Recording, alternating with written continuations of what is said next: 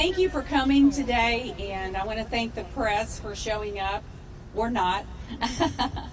and those of you who are here, thank you very much. We appreciate it. My name is Tammy Fitzgerald. I'm the Executive Director of the North Carolina Values Coalition, and I just want to thank all of you for joining us today on the second anniversary of the Dobbs case, which has saved thousands of lives of unborn babies all across the country. Of primary concern today are the 1.7 million people who have lost their lives in abortion clinics in North Carolina to date. And those are only the ones who have been counted. But of equal importance are their mothers. Unfortunately, because North Carolina now has the most liberal abortion law in the Southeast, our state continues to be an abortion destination. The most recent abortion statistics from 2022 show that North Carolina saw a 238% increase in women coming from out of state to have abortions here. Women from neighboring states are always going to regret their abortions and remember that they brought their babies to North Carolina to die. These are hard words to hear for the brave post-abortive women who are speaking and attending today's press conference. They are here in a selfless effort to show their stories of regret and emotional trauma from abortion. 60% of abortive women reported high levels of pressure from numerous sources in order to have an abortion. 76% of women say that if their circumstances were different, they would have chosen life instead of abortion. In 2022, the most recent year that we have statistics, despite the Dobbs decision, which overturned Roe versus Wade, the situation for unborn babies and their mothers got worse in North Carolina. Abortions went up by 5.7%, with just over 40,000 babies losing their lives that year in an abortion clinic. Chemical abortions now make up 69% of all of the abortions. 92% of our abortions are done before 12 weeks of pregnancy. So our 12-week limit on abortion is accomplishing very little. Almost half of all abortions are done on black babies. This is unacceptable. This morning, you will hear how women are pressured and heartlessly fast-tracked into abortions they don't want to have, resulting in years of anguish over the death of their unborn babies. We also have representation from pregnancy care centers and other organizations from across North Carolina, which provide life-saving care, resources, and education to pregnant women and girls in crisis. I'd like to thank the post-abortive women standing with us today and say that we hear you, and we want to support you. So first of all, I'd like to introduce Hallie Butts. Hallie is a woman who's had several abortions, and I want to welcome her to speak this morning. Thank you, Hallie, for coming.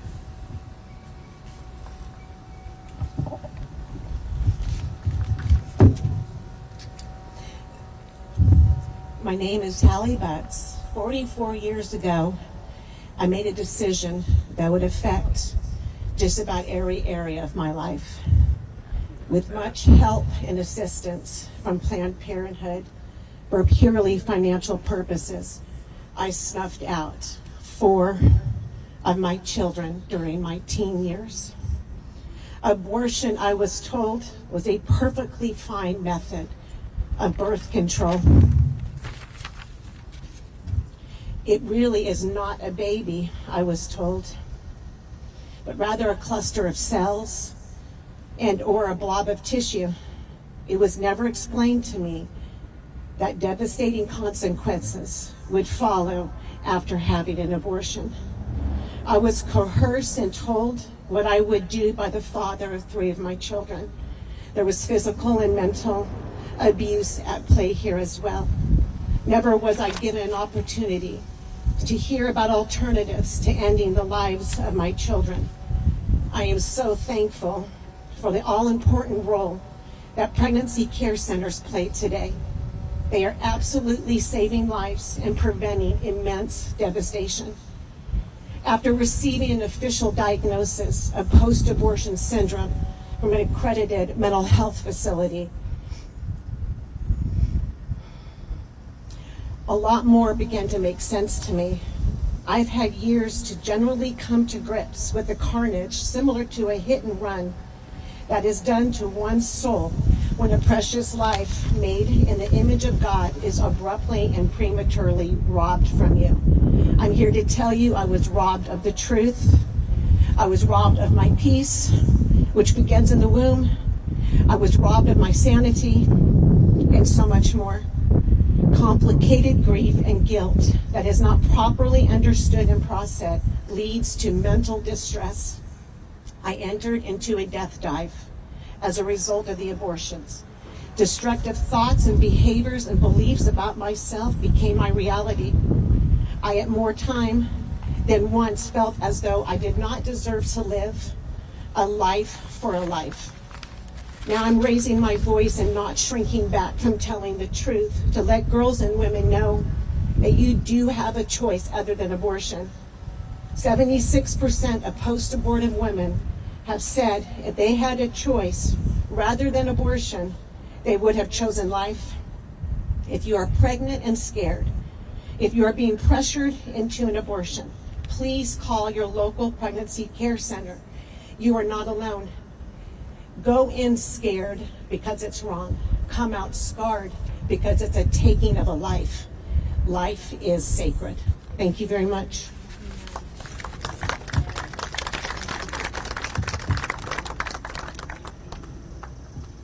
Thank you, Hallie. Next, we have Laura Strabley, Dr. Jackie Thompson, and registered nurse Julie Joyner from Coastal Pregnancy Center. Laura?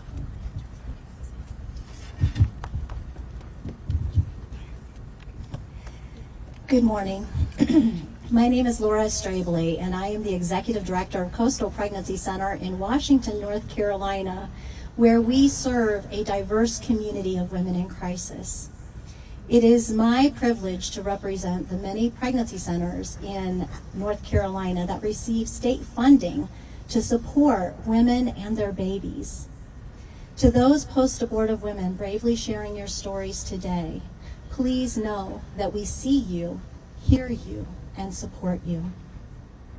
Beside me is Dr. Jackie Thompson and our nurse Julie Joyner, who serve on our medical team, which consists of an RN, an RDMS, an OBGYN, and an MD.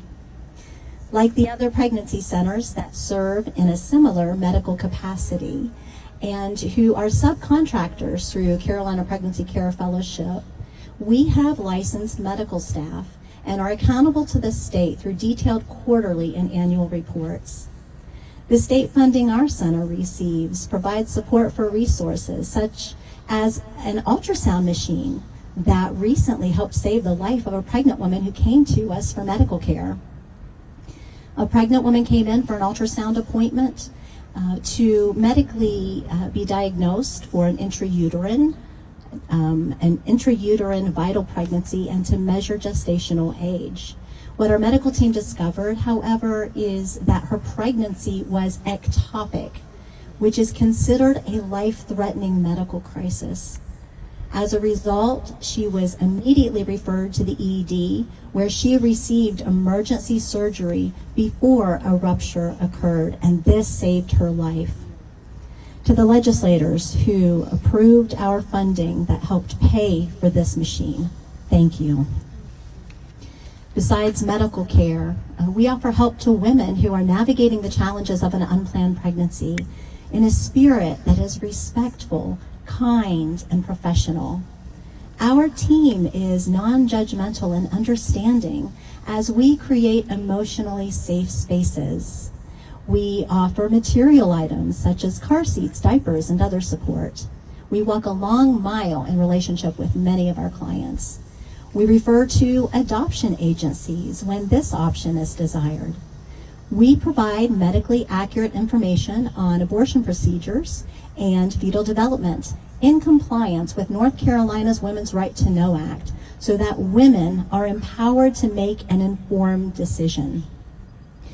Statistics highlight that a majority of post-abortive women say if they thought support for another option other than abortion was available, they would have chosen life. Women deserve to be informed, not fast-tracked in tears through an abortion appointment with little information and their doubts dismissed. How much value should we place on one human life? Today, I would clearly like to state that the baby's life matters, and her life matters, and I'm referring specifically to the women we serve.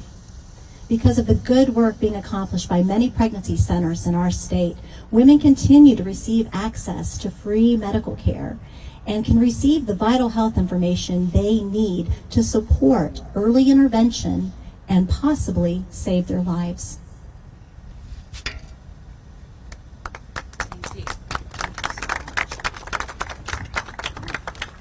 Thank you, Laura and team.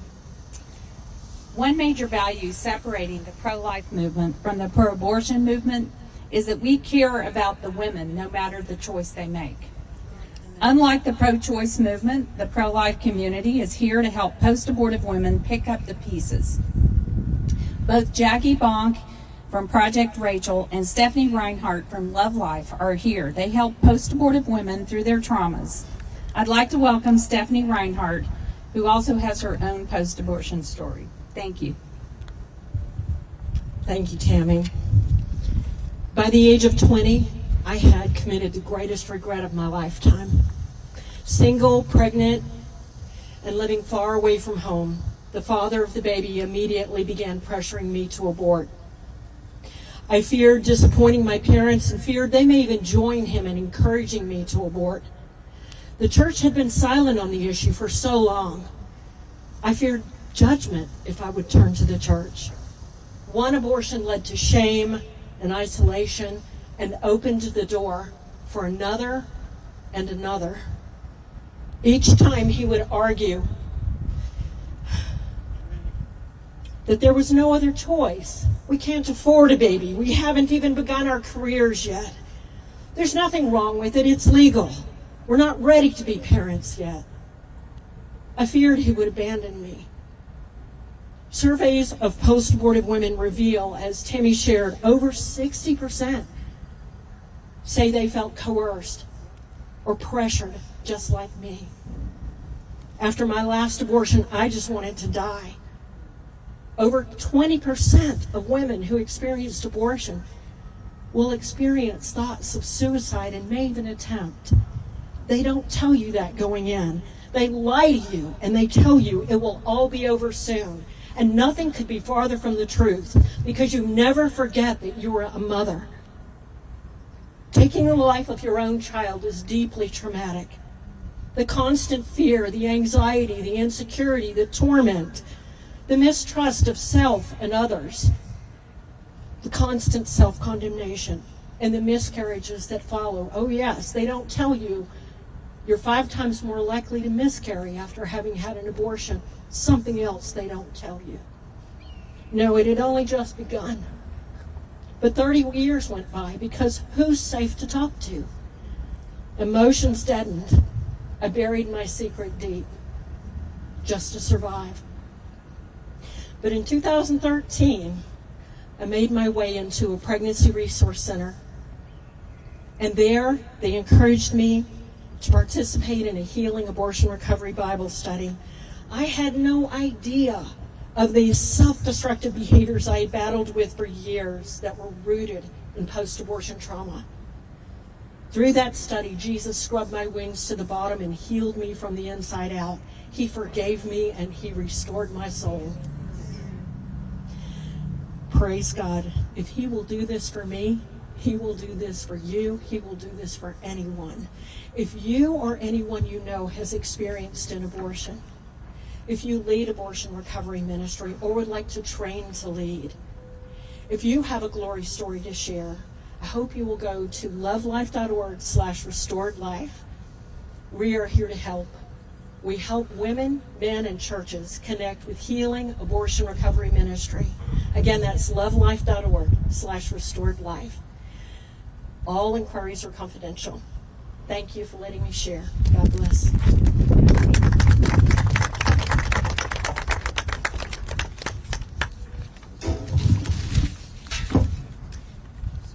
Thank you so much. Paige Bryden is another post-abortive woman sharing with us today, and a friend. Thank you so much. Thank you, Tammy. I am a post-abortive woman, and I am here to expose some of the lies told about abortion. At 24 years old, I found myself in an unplanned pregnancy. I was directed to an abortion clinic which was owned and run by a Presbyterian pastor. I thought I was getting spiritual counseling that day, but our discussions never turned to keeping the baby. It all led around getting rid of the parasite which I carried. Those were his words. Soon I'd have freedom to live my life again. So without anywhere to turn, I had the abortion at the most vulnerable state I had ever been in. I have never felt more manipulated in my life. As I arrived for my appointment, I asked for a moment to think about my decision. No, your procedure's scheduled at 9 a.m. A cup of water was shoved into my hand with some mind-numbing pill. Take it. What's this? No one would answer me. Someone then took me by my arm and led me upstairs to a dingy waiting room filled with women. Most were crying, drugged out, numb. Abortion covers every economic status, every culture. We were all in there. Suddenly, I was next. No waiting. I got on the table, and the technician started an ultrasound. My heart was pounding. I asked if I could see the monitor. The tech said, "You don't want to see this." Wait. Yes, I do. She shook her head no. The room was spinning. She told me not to speak to the doctor. Wait, what? Is this healthcare? Next thing I knew, an intense burning pain from the inside of my body rode and overwhelmed me. Then the sound of the vacuum, the putrid smell, and me vomiting over the side of the table. It was done. Wait, where was the freedom I was promised? Where was the "you'll have your life back" I was promised? That day was filled with sorrow, depression, and hard-heartedness that lasted for decades. I was fast-tracked into an abortion, denied the right to see my baby on an ultrasound, and I was lied to. The abortion clinic did not want me to be fully informed. All they wanted was a quick sale to fill their pockets with blood from my baby. Abortion is not women's health care. Abortion is barbaric, it's humiliating, and it's excruciatingly painful. Abortion is taking an innocent life. We know one person certainly dies that day, and sometimes two. My brokenheartedness was finally dismantled by precious members of a pregnancy center who gently came around me to help me and help heal my shattered heart. They loved me, they put me back together, and washed me in the true word of a living God. I'm forever indebted to the work of these pregnancy centers to bring life, and to my Savior Jesus Christ, who even yet while I was a sinner, he saved me. Thank you.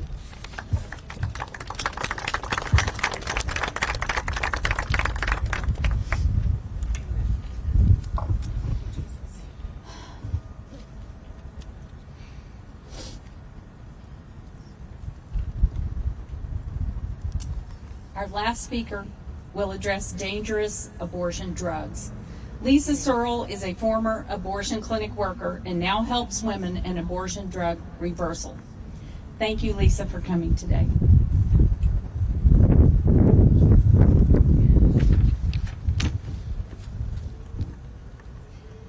In September of 2000, chemical abortion became available in the United States. While working in the local abortion clinic, I was given the opportunity to oversee the new medical abortion program. It was an escape from the back of the abortion clinic. and this is the day that I selfishly celebrated. It was not long after we began dispensing the abortion pill, I received a call from a woman. She was screaming in pain. The patient sobbed, and she said, "You never said it was labor. You never said that. I want you to know I'm in labor." Women choosing chemicals to end their pregnancies are often sold the idea that it will be natural, it will be private, and safer than a surgical procedure. Big Abortion has falsely advertised a process that has less complications than Tylenol or Advil. It's more natural than surgery and can take place in the comfort and privacy of your own home. As a nurse manager with Heartbeat International and working closely with the clients who call the abortion pill reversal hotline, I see the changing face of abortion firsthand. I hear the stories of coercion, the stories of regret, the stories of violence, and the stories about women being poisoned. Chemical abortion now accounts for well over half of all abortions in the United States. More than 75% of women reaching out to the Abortion Pill Rescue Network do so within 24 hours of taking the first abortion pill.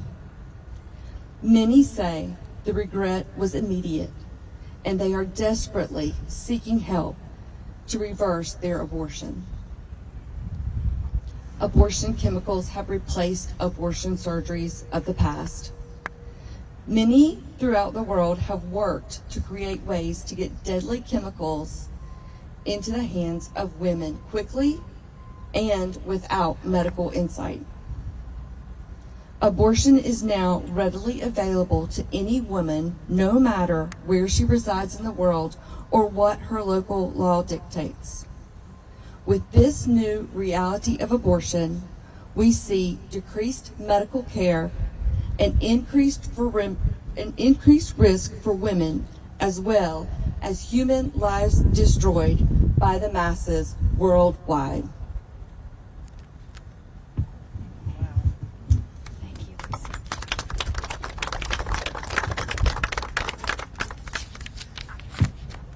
I think you got one of my pages. Thank you.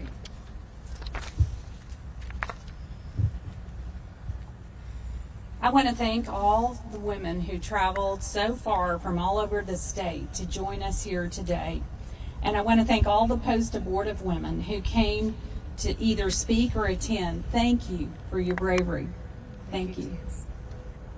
And to any pregnant woman in crisis who feels alone and without direction, please contact your local pregnancy center for support.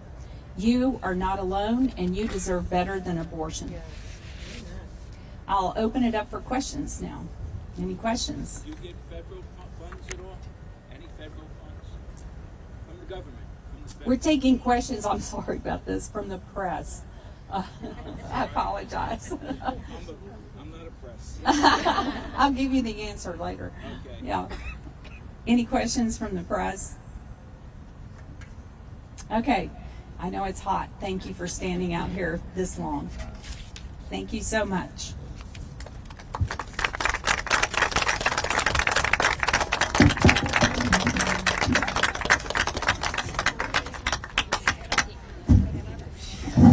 Okay, thank you all for coming today, and I just want to say, if you want to go someplace cool to have lunch, we'll meet over at Taverna Agora, which is that direction. It's about 4 blocks away. So, Taverna Agora. Just put that in your GPS.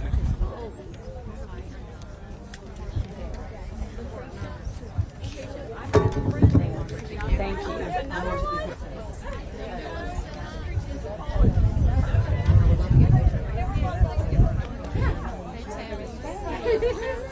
How are you? Good, how are you? I wore the right dress. Well, I have a jacket, but I was sweating so much.